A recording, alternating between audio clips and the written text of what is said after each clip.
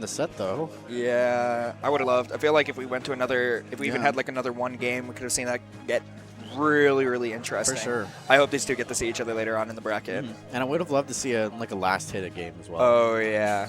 Most of those games where they go even until last stock, but then one player just ends up running their offense very cleanly. Yeah. Usually with one offensive sequence or advantage state. And here we go, right into the next set. Corey versus Justin, 2 SBY Town Heroes. I'm really excited to see this. Oh yeah. I'm gonna be real. I'm a huge fan of Justin and how he plays Toon Link. Yeah, for sure. Frustrates me to no end when I'm on the receiving end, but I really like watching him play this character. We all have players like that. Yeah, without slow Ike's run speed is, I have no clue how this character gains ground on Toon Link at all. I really just have no idea. And these two have played countless times. We will not see the average Ike Toon Link matchup here. This will be a lot of mind games, putting a lot of pressure on the opponent's mental stack here because these guys know each other's habits, so they need to practice some pretty strange strategies to get a one-up on each other if they want to cleanly beat each other. Otherwise, it's just going to be a nail-biter every game. It's not great. Astra's already got a really good start on this, though. Like, for a first stock situation, being up 120%. Of course, very, very good for Justin right there. Yeah. But here we go with the jabs, catching that landing. Yep, knowing that Justin loves to use that Zero to land, we already see these mind games coming in. Another jab right there. Just, as you said before, just a very simple but effective game plan. Oh my god. What a way to turn that stock around. Getting some jabs, but then ending up closing it out with that forward air right there. And then Justin answering right back with that up air. A smile on both players' faces. These guys both always have good sets. They're always such good sports about it. They're having a blast. Of course. These guys have known each other for years upon years at this point. You have generations of players coming to these weeklies, and these two were back almost when it started. These two both started coming around the same time, if I remember correctly. Just some great friends playing some good Smash. Yeah, it just also happens that it's winners semifinals of SBY100. There were no stakes. It is winners semifinals. There are no stakes. We're having a blast. If you lose, you go to loser's side. There are no consequences. Nice up tilt shield poke right there. You see how Justin plays this advantage state, catching the landing with the bomb, but misses the confirm right there.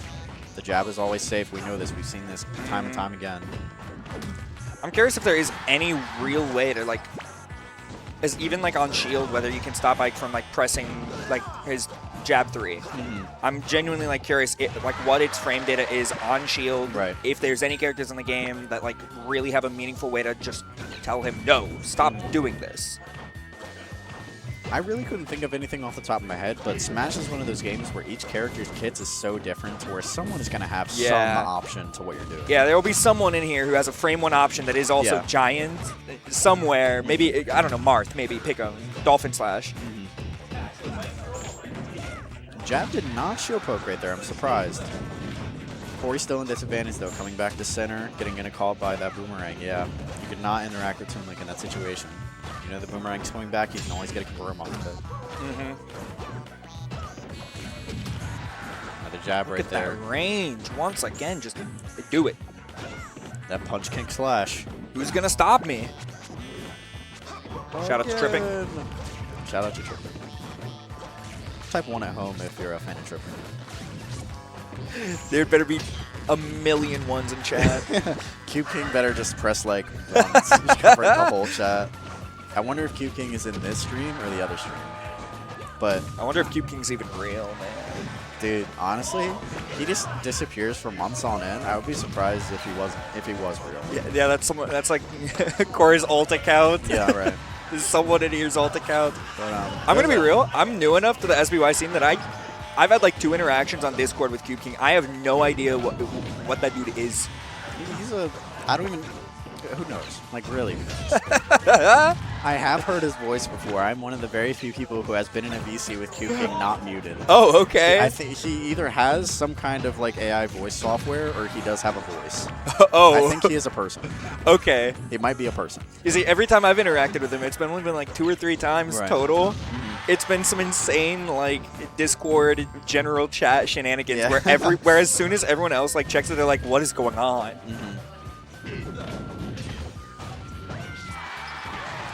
See the end of the game 1 right there. Just Justin took that pretty convincingly. Justin running away with it, taking advantage of the way Ike struggles to kill. Yeah. Oh, we're hidden. Oh, back to the match right here immediately. Going back to Battlefield. Corey really preferring this Battlefield stage right here. It's because Battlefield's awesome, man. This Battlefield's awesome. Yeah, I love it, honestly. It is probably might be tied with Ultimate's Battlefield for me on like looks. I just love the way it looks. Yeah, I do too. I think it doesn't hurt that Ultimate's Battlefield is just very visually similar to Brawl's.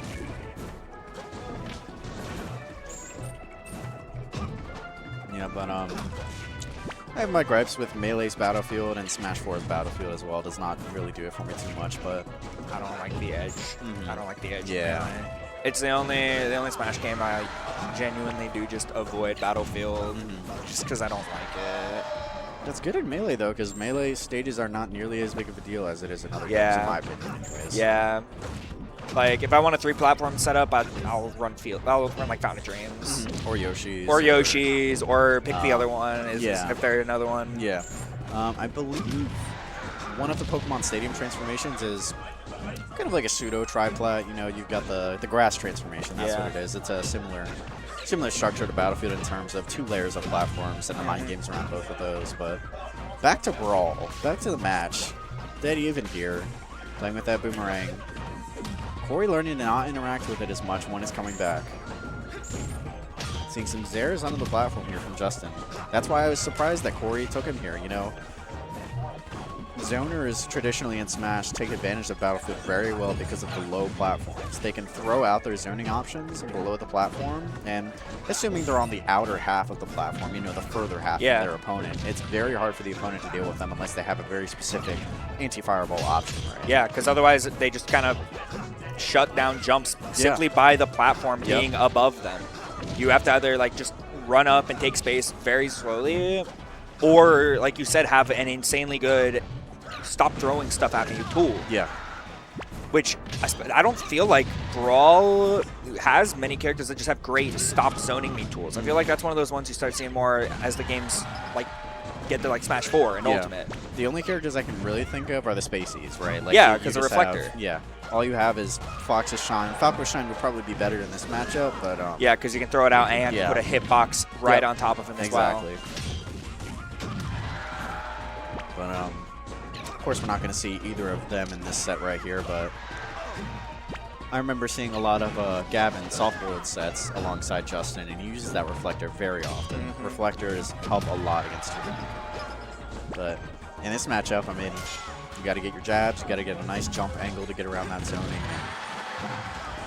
Corey also, I say all this, but Corey is very good at it. You know, he always finds those jump angles and those good jab 1s versus jab 1-2s. It's a huge mind game because, especially, at least in this matchup, all 3 hits of jab are safe. So you're playing against the mind game of, oh, usually I do jab 1-2 on shield versus only doing jab 1. Because if you mix in the jab 1, then you can just jab 1 into the grab because they're going to be still holding shield. Yeah, right? You can mix up jab 1 straight into jab 2. You can do throw. You can do jab 1 into a really delayed jab 2. That one makes me mad. Fucked up. Yeah. That one makes me mad. Yeah, excuse my swearing, but that is a very messed up setup right there. Especially with how big they are compared to most other characters' jabs. I swear, even now, like, as I've been watching 2 sets in a row of Corey playing, it's still blowing my mind just how big those jabs are. It's like a Ganondorf-sized jab without the downside of Ganon doesn't have a Rekka out of it. He can't cancel into anything else. He just does this big jab, and it does enough. It does like knockback. Taking this Nice recovery here from Justin. He's trying to get back to center with that boomerang. The double hit on the boomerang. I've never seen it before. Hitting on the way forwards and on the way back. Some good damage right there. Justin just keeping the center stage control so good for this comeback right here. Jab 1-2 and the boomerang baiting an option out of Corey with that unsafe jab on shield, but Corey did not bite. He just wants to jump and get out of there. Playing so patient to take center stage back. And there we go. Let's see the offense from Corey right here. Let go of shield a little too early right there. This is a nail biter for both players right here. Ooh, such a greedy forward air right there. But he was able to punish. No, he did punish it. He with the boomerang. Yeah. No, oh, sorry. You're talking about a different thing. Yeah. The way he punished, I can't believe Corey was able to get a punish on the F smash from that far away. Right. With Ike. Shout out to Jab 2. Shout out to Jab 2. Jab in general, just the MVP. The up air there takes it again. Oh, no. Such a good kill option from Toon right there. Do you think I can get him to run Mario Dittos? You know, I think they would do it if you put some money on it. Okay, you lost me. You lost me. You lost me. All right. You lost me. Actually, sorry. You know, I know how it goes. The double nose itch. That's how you know these players are locked in.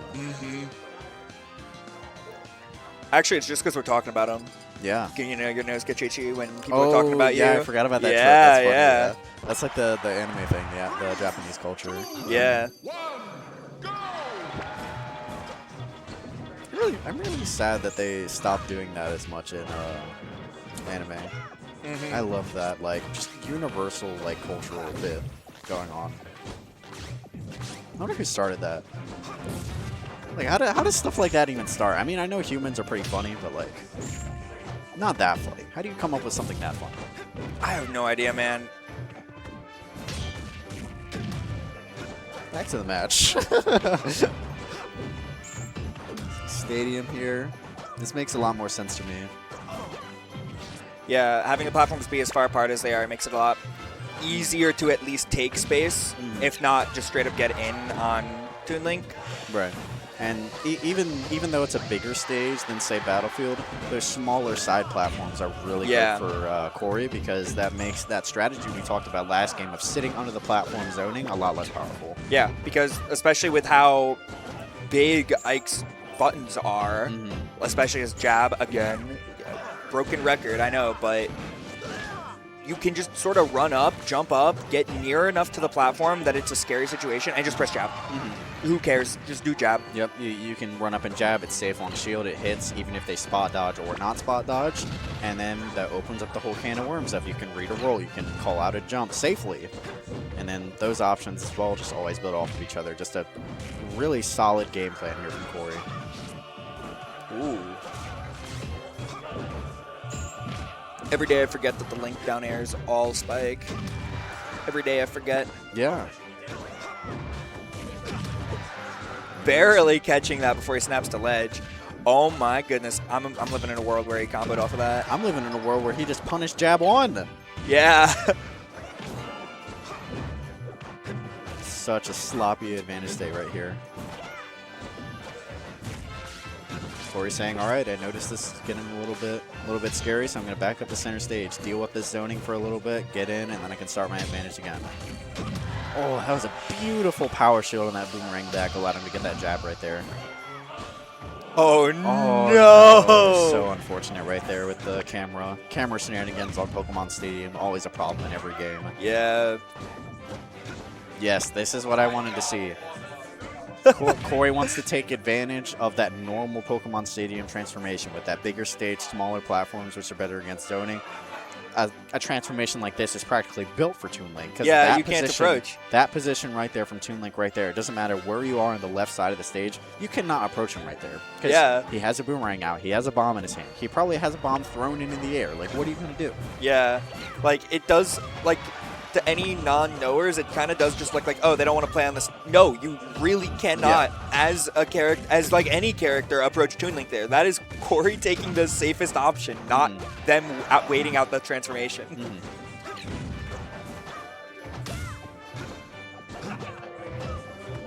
Well, great patience around Justin's shield on the platform right there. I love to see that from players. Another jab right there, call out.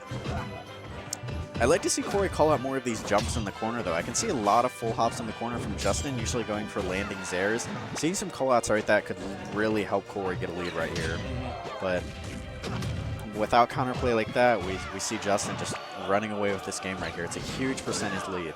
Nothing that's impossible to mount a comeback against, but especially with this transformation coming right here, this is a great position for Justin. This is another one of those positions on this specific transformation right there. Did you see that the way the boomerang bounced off the angle? That's exactly what I mean. Those ledges interact with boomerang very well. So you're going to see Justin definitely lingering toward that specific side of the stage where you have a ledge on both sides. You can throw the boomerang against that wooden ramp on the left that you might see at home, as well as that. It doesn't look like a ledge, but you see where the water separates to the edge of the stage. That is classified as like a little edge in the stage geometry. So that's again, just incredibly powerful position for Toon right there. But I might eat my words because Corey dealt with it very well. Just going in there and boxing out Toon, not even letting him start that setup. That setup with a bomb in his hand and then doing the 50-50 between throwing the boomerang up or at those edges right there. But we see an advantage state right here. We could see Corey get a comeback right here. Great SDI on that jab, but it did not matter. That jab 3 hits on the whole screen practically. Great power shield right there, but it did not matter. Justin came out on top on that scramble situation.